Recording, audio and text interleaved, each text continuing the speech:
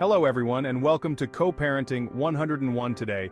We're diving into some crucial tips for co-parenting effectively during and after a divorce. It's a topic that's close to my heart and let's be honest, it can be trickier than trying to teach a cat to fetch. But trust me, it's possible to create a healthy and harmonious environment for your kids, even if you and your ex aren't exactly sending each other holiday cards. So, grab a comfy seat, maybe a snack, divorce cake anyone, and let's get started. Alright, first things first, tone. It's like that old adage goes, it's not what you say, it's how you say it. And let me tell you, when it comes to co-parenting, tone is everything. Think of it like this. You wouldn't order a skinny latte with an extra shot of attitude, right? Well, the same goes for communicating with your ex. You want to keep things respectful, even when you'd rather communicate through interpretive dance.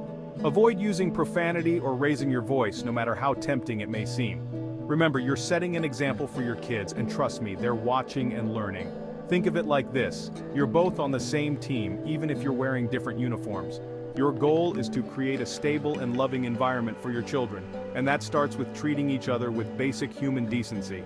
And hey, if you find yourself about to unleash a verbal volley, take a deep breath, count to 10, or picture your ex in a clown costume, whatever works. The key is to de-escalate the situation and keep things civil. Remember, you're not trying to win an argument here. You're trying to co-parent effectively. So ditch the drama, dial down the tone, and keep it classy, not trashy. Now let's talk about the most important people in all of this, your children. They're going through a lot, so it's crucial to shield them from any unnecessary negativity or blame. One of the biggest no-nos is bad-mouthing your ex in front of your kids. I know it's tempting to vent, especially when you're feeling frustrated, but resist the urge. Remember, your children love both of their parents, and hearing negative things about one of them can be incredibly confusing and hurtful. It's like telling them that half of their DNA is bad and that's just not cool. Instead of focusing on the negative, try to highlight the positive aspects of your co-parenting relationship. Talk about how well you're both working together to raise your children, even if it feels like you're navigating a minefield of emotions. And if your kids have questions about the divorce, answer them honestly and age appropriately. But remember, they don't need to know all the gritty details. Think of it like this. You wouldn't show your kids a scary movie before bedtime, right? Well, the same goes for sharing adult problems that might upset them. Keep the conversations positive, reassuring, and focused on their well-being. After all, they're the most important people in this whole equation. Okay, here's a big one. Communication. It's the key to any successful relationship. And that goes double for co-parenting. But here's the catch. It's not just about talking, it's about communicating constructively. That means ditching the blame game, the assumptions, and the passive-aggressive text messages. We've all been there, right?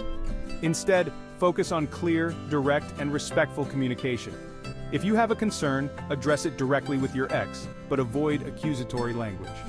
For example, instead of saying, "You're always late picking up the kids," try something like, "I noticed you've been running a little behind with pickups lately. Is there anything going on that I can help with?" See the difference? It's all about approaching the situation with empathy and a willingness to find solutions together. And remember, communication is a two-way street. That means actively listening to your ex's perspective, even if you don't always agree with it. Think of it like this. You wouldn't interrupt someone in the middle of a stand-up comedy routine, would you? Okay, maybe you would if the jokes were bad. But you get the point. Give each other the space to express yourselves and try to see things from each other's point of view. Remember, you're both in this together, and effective communication is the key to making co-parenting work.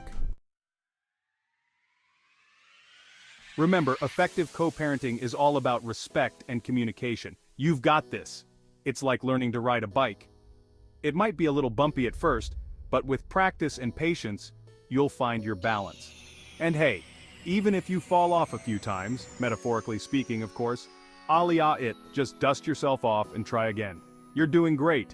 Don't forget to like, subscribe, and share this video with anyone who might find it helpful. See you next time.